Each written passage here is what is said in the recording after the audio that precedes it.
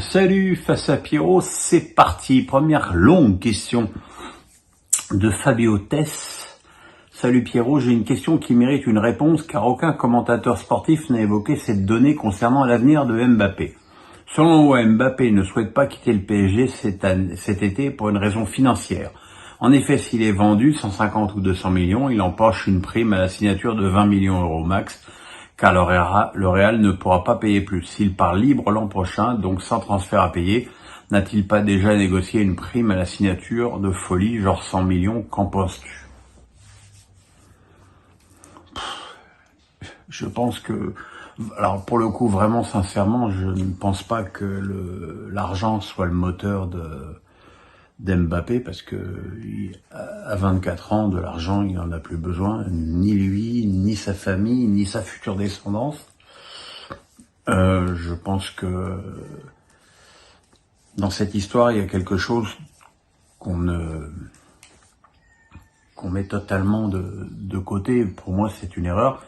C'est le respect d'un contrat. Le respect d'un contrat, ça veut dire stricto sensu d'aller au bout d'un contrat à temps, puisque les footballeurs signent des contrats à temps, et si ça plaît pas, il faut revenir là-dessus, et là on n'a pas fini dans un vrai bordel.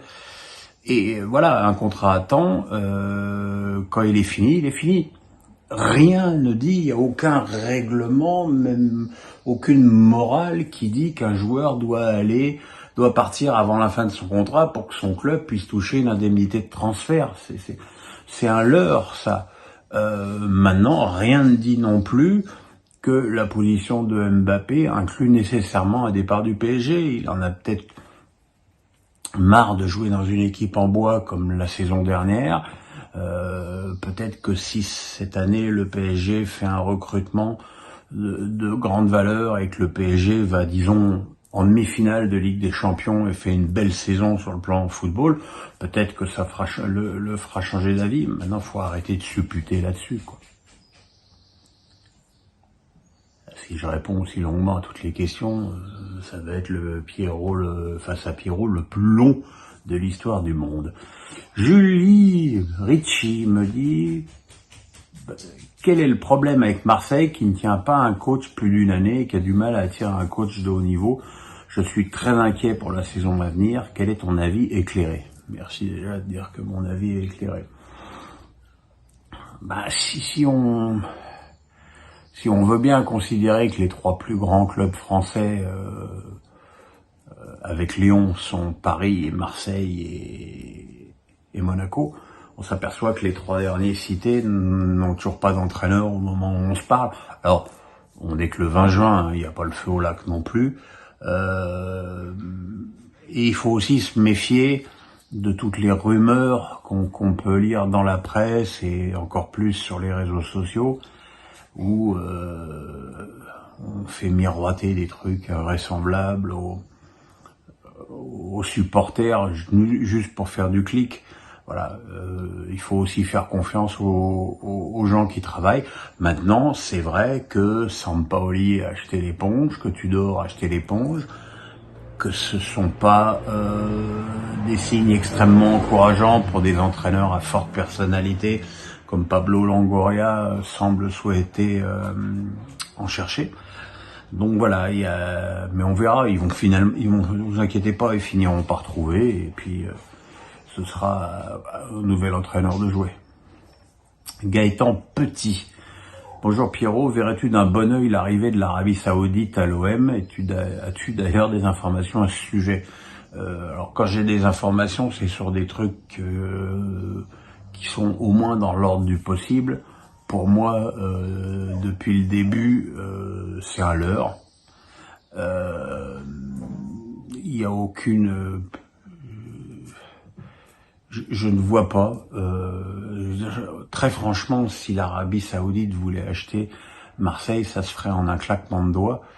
Et visiblement, les doigts ils claquent pas. Alors il y a des gens qui font leur peur sur ce rachat de l'OM depuis des années et qui visiblement n'en ont pas marre de se couvrir de ridicule grandes annonces, fanfaronnades sur grandes annonces.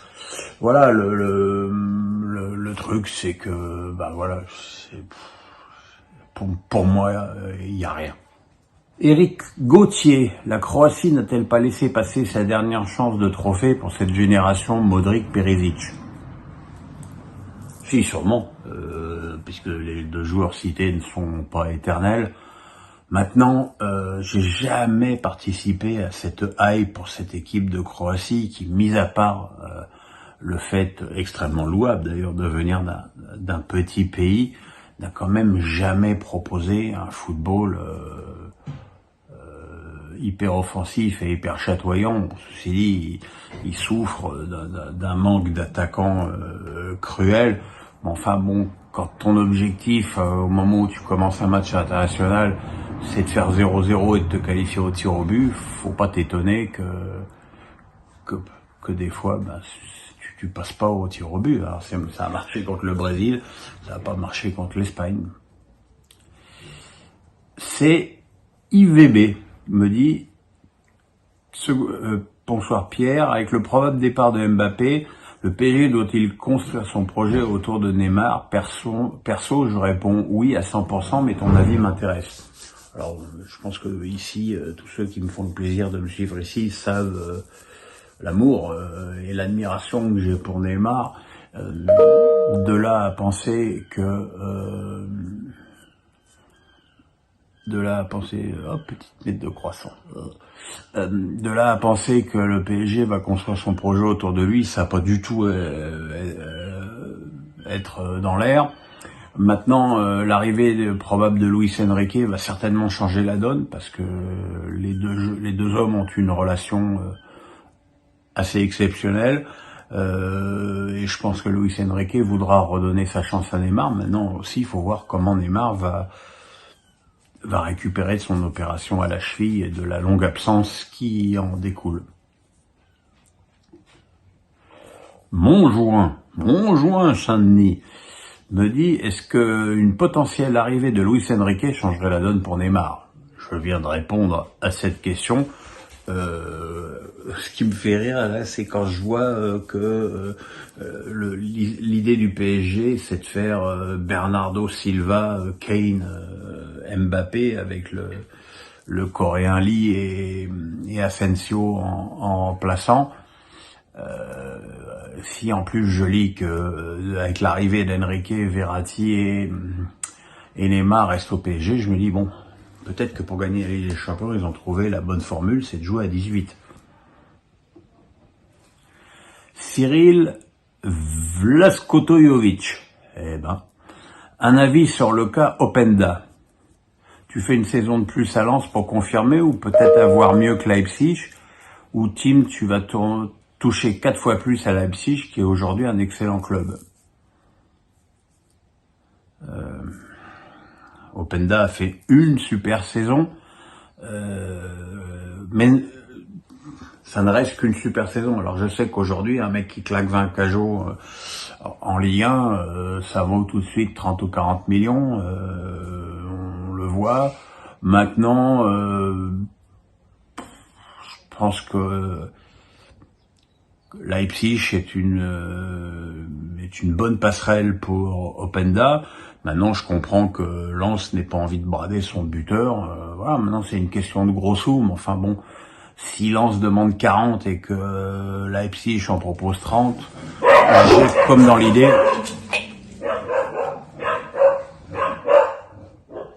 Voilà, je réprimandais les toutous qui aboyaient. J'ai comme dans l'idée que ça va se faire.